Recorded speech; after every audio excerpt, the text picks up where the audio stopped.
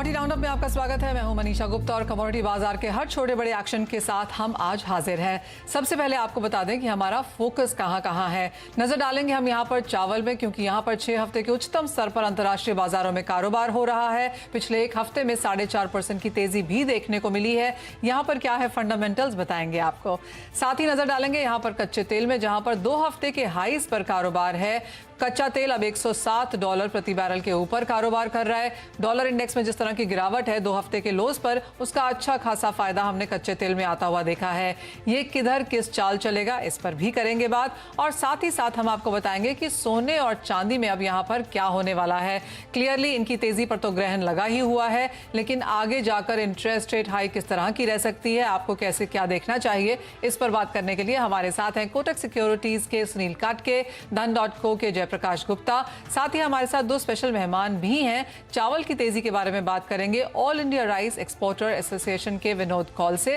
साथ ही सोने चांदी पर बात करेंगे कामाख्या ज्वेल्स के मनोज झा से। शुरुआत हम चावल के साथ ही करेंगे, क्योंकि यहां पर जो बुआई का इलाका है इसमें अभी भी 17% की गिरावट है पिछले साल के कंपैरिजन में। अगर आप ओवरऑल खरीफ बुआई के नंबर्स देखें तो चावल या धान सबसे ज्यादा कमजोर यहां पर नजर आता है। मॉनसून में देरी थी और उसके बाद जो प्रोग्रेस थी बुआई की उसमें भी हल्का सा डिले है, लेकिन आपको बता दें कि हफ्ता दर हफ्ता यहां पर इजाफा जरूर देखने को मिला है। लास्ट टू लास्ट वीक 24% की गिरावट थी लास्ट ईयर के कंपैरिजन में। इस हफ्ते जो डेटा आया है उसमें 17% की गिरावट अभी भी दर्ज है। लेकिन विनोद जी, सबसे पहले तो आपसे बुआई के नंबर्स पे ही ज्ञान लेना चाहेंगे। कैसे देखते हैं आप और क्या ये चिंता की बात है? देखिए, ये इसमें कोई चिंता की बात इस टाइम नहीं है, क्योंकि रीजन क्या है कि जैसा आपने खुद भी कहा कि ये मॉनसून थोड़ा लेट आया, उसकी वजह से थोड़ा ये फर्क पड़ा। लेकिन आज की जो फर्स्ट 2 वीक्स ऑफ जुलाई का है उसमें मॉनसून का लगभग ऐसा एस्टिमेट है कि ये लगभग नॉर्मल रहेगा।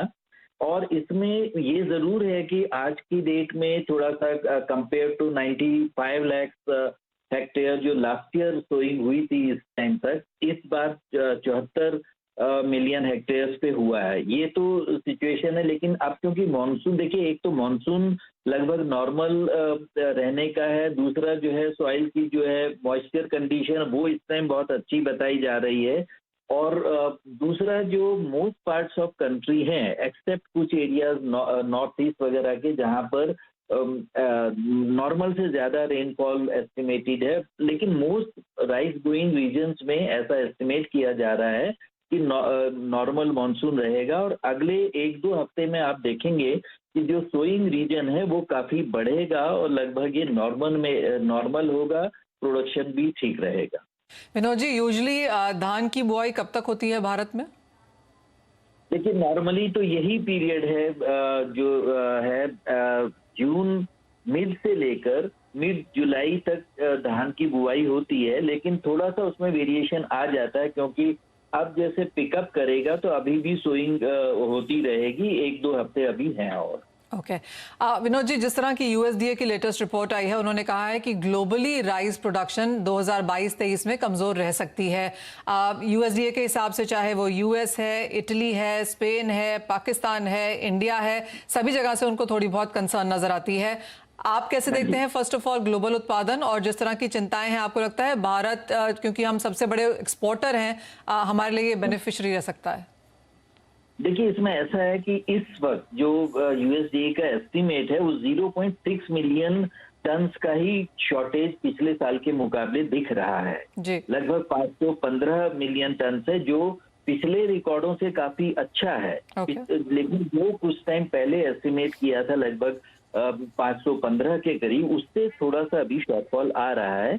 और इसकी मेन वजह यही है कि यूरोप में तो आप जानते हैं कि इस वक्त बहुत ज्यादा हीट वेव इस बार हो गई है, इस वजह से वहां प्रोडक्शन काफी कम हो गया है। यूएसए में जो है एरिया वगैरह में ज्यादा चेंज नहीं, लेकिन उनकी यील्ड बहुत कम हो रही है, तो इसलिए उनका प्रोडक्शन कम हो रहा है।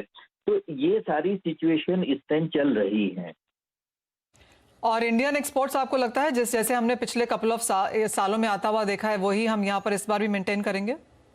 बिल्कुल, क्योंकि अभी भी एस्टीमेट देखिए, अगर यूएसडीए का ही हम एस्टीमेट लेते हैं, अभी जुलाई का जो उनका फोरकास्ट आ रहा है वो इंडिया को 22 मिलियन पे इस साल फिर भी दिखा रहे हैं। और ये इसकी पूरी उम्मीद है विनोद जी, इसी के साथ प्राइसेस क्या रहने की उम्मीद है? बिकॉज अगर हम ओवरऑल एग्रीकल्चर स्पेस में देखें तो चावल के भावों में बढ़त सबसे कम हुई है, और जैसे आपने कहा कि चावल की अवेलेबिलिटी यहाँ पर पर्याप्त है, लेकिन अब आपको लगता है जिस तरह से बढ़त आनी शुरू हुई है ये सस्टेनेबल है? देखिए, इस टाइम ऐसा है कि अगर आप एक्सपोर्ट ट्रेड की बात करते हैं तो इंडिया की प्राइसेस अभी भी बहुत ज्यादा फ्लक्चुएट नहीं हुई है। जी। जैसे वियतनाम की बढ़ी है और जगह बढ़ी है, उनके रीजंस भी थोड़ा डिफरेंट रहे हैं। जैसे वियतनाम कह रहा है कि उनके यहाँ से फ्रेट चार्जेस इतने ज्यादा हो गए हैं कि इसलिए वो इम्पैक्ट कर रहा है। लेकिन इंडिया की जो प्राइसेस है वो लगभग स्टेबिलिटी की स्टेज पे है। और ये और अक्टूबर में आप देखेंगे कि अक्टूबर में जब हार्वेस्टिंग हो जाएगी नई क्रॉप की throughout the country, we will be in a very comfortable situation. Buffer stocks of course Vinod ji यहाँ पर काफी बेहतरीन है, लेकिन जिस तरह से सरकार की यहाँ पर नीतियां हैं चावल देने की, आपको लगता है उसके बावजूद भी भारत स्टेबल पोजीशन में रहेगा? हाँ जी, देखिए, आपने सुना होगा कि गवर्नमेंट ने अभी जो ये फ्री चावल जो 80 करोड़ लोगों को दिया जा रहा था वो भी 30 सितंबर तक ही एक्सटेंड किया है। जी। और ये माना जा रहा है कि शायद उसको अब जो है डिस्पोज ऑफ किया जाएगा, मतलब आगे उसका एक्सटेंशन शायद ना हो। अगर वो नहीं होता है तो नेचुरली जो हमारे यहाँ अवेलेबिलिटी भी बढ़ जाएगी। जी। बफर स्टॉक्स तो कोई खराब सिचुएशन में इस टाइम भी नहीं है। जी। और अच्छा प्रोडक्शन होगा, अच्छी हमारे पास स्टॉक्स होंगी और एक्सपोर्ट उस वजह से जो है मैं उसमें कोई बहुत ज्यादा जो है नेगेटिव ट्रेंड नहीं देख रहा हूँ इस टाइम। जी, बहुत शुक्रिया साथ जुड़ने के लिए। तो वो चावल पर पूरा डिस्कशन यहाँ पर, जहाँ पे लग रहा है कि कोई बहुत बड़ी चिंता की एज ऑफ नाउ बात नहीं है, लेकिन देखना होगा कि अगला 1-2 हफ्ते यहाँ पर कैसे रहते हैं बुआई के हिसाब से। अगर तो नंबर्स पिकअप हो जाते हैं तो जैसे विनोद जी ने कहा कि स्टेबिलिटी की सिचुएशन यहाँ पर एक्सटेंड होती हुई नजर आएगी। नजर आपके फ्लैशेस पे देखेंगे अब, जो स्क्रीन के सबसे नीचे आ रहे हैं, कि यूके में रिटेल सेल्स की जो रिटेल महंगाई की दर है वो 9.4% है। 9.3 का यहाँ पर एक्सपेक्टेशन था, तो क्लियरली इन्फ्लेशन नंबर्स यहाँ पर काफी जोर शोर से अभी भी लगते हैं। हमारे साथ अब यहाँ पर कामाख्या ज्वेल्स के मनोज झा भी जुड़े हैं। मनोज जी नमस्कार। एक चीज जो लगातार यहाँ पर सोने को तंग करती रही है, इन्फ्लेशन का फायदा तो यहाँ पर होना चाहिए था, लेकिन जिस तरह का रेट हाइक्स हमने आता हुआ देखा है, सोने में लगातार उसका प्रेशर बरकरार हमने बनता हुआ देखा है। एक तो आपसे सोने के प्राइसेस पर ही व्यू लेना चाहेंगे, क्या व्यू है? नमस्कार मनीषा जी। देखिए, गोल्ड मैंने बहुत पहले आपको बताया था कि ये $1700 के आसपास आना चाहिए और उसके पास आ चुका है। अब आप एक चीज देखिए, महंगाई दर बढ़ते जा रही है। अभी हाल फिलहाल में डॉलर इंडेक्स भी 2.5-3% टूटा, फिर भी कहीं भी गोल्ड को कोई सपोर्ट नहीं मिला। तो जितने भी जो फैक्टर्स हैं जो गोल्ड को सपोर्ट दे सकते हैं वो कोई भी काम नहीं कर रहे हैं। बस एक ही फैक्टर आज के दिन में काम कर रहा है, वो ये है कि वो फेड का इंटरेस्ट रेट। और हर जगह के वर्ल्ड वाइड के इंटरेस्ट रेट बढ़ रहे हैं। लोग वहां पे ज्यादा अट्रैक्ट हो रहे हैं, पैसे वहां पे इन्वेस्ट करने के ज्यादा सोच रहे हैं, क्योंकि कई डिकेड से ऐसा इंटरेस्ट रेट वहां पे ऐसा नहीं आया था।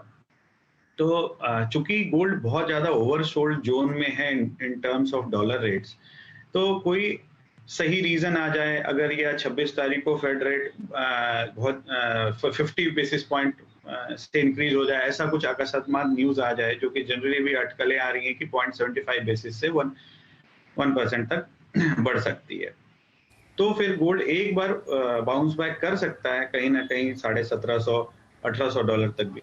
नहीं, अगर ऐसा कुछ न्यूज नहीं आया तो फिर ये गोल्ड कहीं ना कहीं इसमें डॉलर रेट्स में थोड़ा नरम और हो सकता है। इंडियन रुपीस में जो है गोल्ड को कहीं भी अगर भाव सपोर्ट कर रहा है तो वो जो रुपया कमजोर हुआ पड़ा है वही। अगर रुपया यहाँ से कहीं ना कहीं मजबूत होता है तो वहां पे उसकी वजह से भी इंडियन रुपीस में फिर थोड़ी गोल्ड की भी भाव नीचे आ सकते हैं। ओके, जैसा कि हम आपको बता रहे हैं कि अप्रैल से जून का अगर आप क्वार्टर देखें तो 55 सेंट्रल बैंक्स ने यहां पर रेट हाइक करी थी, और जुलाई के महीने में 17 बैंक्स रेट हाइक्स यहां पर फिर से कर चुके हैं, और एक मेजर रेट हाइक का इंतजार है 27 जुलाई को, जो कि यूएस फेड की तरफ से आएगी, जहां पर क्लियरली 75 बेसिस पॉइंट की एक्सपेक्टेशन है। और वही एक रीजन है, जैसे मनोज कह रहे हैं, कि सोने में दबाव लगातार बना हुआ है। जय, आप कैसे देखते हैं सोने के प्राइसेस को इन करंट लेवल से? थोड़ा सा सा सबड्यूड रह सकता है प्राइसेस जो लेवल्स पे भी ट्रेड कर रहे हैं, यहाँ से कोई बहुत ज़्यादा ट्रिगर नहीं दिख रहा है। और फेड के बैठक से पहले हम देख रहे हैं कि तमाम सेंट्रल बैंक्स यहाँ पे रेट हाइक के होड़ में लगे हुए हैं।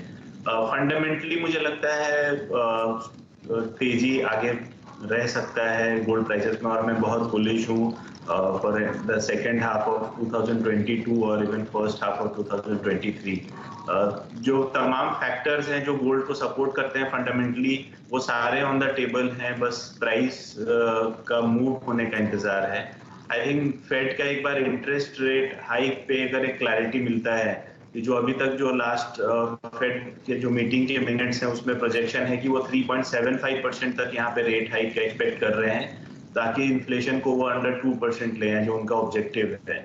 अगर थोड़ी सी यहाँ पे इन्फ्लेशन में नरमी देखने को मिलती है तो मुझे लगता है कि 3.75 नहीं होगी, अगर वो 3% का भी प्रोजेक्शन आता है तो वो गोल्ड के लिए ट्रिगर बन जाएगा अपसाइड का। करंट लेवल्स पे बेचने की तो कोई सलाह नहीं है। I think wait and watch है। कोई अगर एंट्री करना चाहता है तो ये बेटर टाइम है। इवन अगर कोई निवेश के तौर पे भी देखना चाहता है गोल्ड ETFs या गोल्ड बीज के माध्यम से भी, तो भी I think this is a good level from investment perspective. साथ ही मनोज जी, जिस प्राइसेस में तो यहाँ पर गिरावट है और 50,000 के आसपास के यहाँ पर स्टफ है, लेकिन क्या इन्वेस्टमेंट बाइंग ऑन ग्राउंड आपने आते हुए देखी है? मनीषा जी, ऐसा है कि जुलाई मंथ ऐसे भी पूरे साल में सबसे कमजोर मंथ रहता है गोल्ड के लिए, मतलब गोल्ड बाइंग के लिए, चाहे वो ज्वेलरी के फॉर्म में हो या इन्वेस्टमेंट के फॉर्म में हो। आपने इंपोर्ट्स भी देखेंगे तो जून जुलाई में थोड़ा कम ही होता है। एट द सेम टाइम क्या है कि इन दिनों जो शादियां भी होती हैं वो भी बजट शादियां होती हैं, ज्यादातर बड़ी शादियां नहीं होती हैं, इसमें गोल्ड की खरीदारी कम ही होती है और शादियां कम भी रहती हैं। ये ओवरऑल पिछले 2 महीने से तो कमजोरी थी ही गोल्ड की बाइंग में, लेकिन जब से ये गोल्ड रेट थोड़ा सा और कम हुआ है, 50,000 के आसपास पहुंचा है, तो थोड़ी बहुत हल्की फुल्की हलचल दिख रही है, लेकिन कोई खास बाइंग नहीं है। शादियों की बाइंग नहीं आएगी मनोज जी, बिकॉज शादियों की बाइंग नहीं आएगी क्योंकि शादियां नहीं है, लेकिन क्या स्मार्ट इन्वेस्टमेंट बाइंग आ रही है कि सोना इतने अच्छे लेवल्स पे मिल रहा है, आपको लगता है वो भी नहीं है? देखिए, स्मार्ट इन्वेस्टमेंट बाइंग भी इसलिए नहीं आ रही है क्योंकि जब भी गोल्ड नीचे की तरफ जाती है ना, तो हम हर जगह से एक बाइंग हमेशा गोल्ड में थमसा जाता है। जब तक कि एक बार बाउंस बैक आना स्टार्ट नहीं होगा गोल्ड में, तब तक बाइंग नहीं आएगी। तो लोगों को ऐसा लगता है कि ये और थोड़ा टूटेगा और टूटेगा, क्योंकि लोग देख रहे हैं कि रिसेशन का माहौल आ रहा है, इन्फ्लेशन आ रहा है, सब कुछ आ रहा है, फिर भी गोल्ड रेट नहीं बढ़ रहा है। तो लोगों के मन में थोड़ी चिंता आती है। तो जब तक कि एक बार थोड़ा बाउंस बैक स्टार्ट नहीं होगा, तब तक इन्वेस्टमेंट बाइंग नहीं आएगी। और फिलहाल थोड़ा इंपोर्ट्स के फिगर भी आप देखें कि आपके पास है कि काफी कम हो गए हैं, और मुझे लगता है कि ये मंथ थोड़ा स्लो सा ही रहेगा। लेकिन जैसे ही फेस्टिवल सीजन वगैरह स्टार्ट होंगी, रक्षाबंधन आ रहा है अगले महीने, और उसके बाद शादियां भी थोड़े 2-3 महीने बाद आएंगी, तो डेफिनेटली इसकी वापस बाउंस बैक आएगा और बाइंग में भी लोग जुड़ेंगे। Point taken. मनोज जी, बहुत शुक्रिया साथ जुड़ने के लिए। तो एज ऑफ नाउ यहाँ पर इन्वेस्टमेंट बाइंग नहीं है, शादी की बाइंग नहीं है और फेस्टिवल्स तो है भी नहीं, और जैसे कहा गया कि अगस्त के बाद ही वो यहाँ पर पिकअप होना शुरू होगा, लेकिन प्राइसेस बेहतरीन लेवल पे हैं। अगर आप लॉन्ग टर्म इन्वेस्टर हैं तो शायद इन्हें देखना भी चाहिए। लेकिन इसी के साथ एक ब्रेक के लिए रुकेंगे, जब लौटेंगे तो बात यहाँ पर करेंगे कच्चे तेल और मेटल्स की, जहाँ पर काफी उठापटक है, बताएंगे आपको स्ट्रैटेजीज।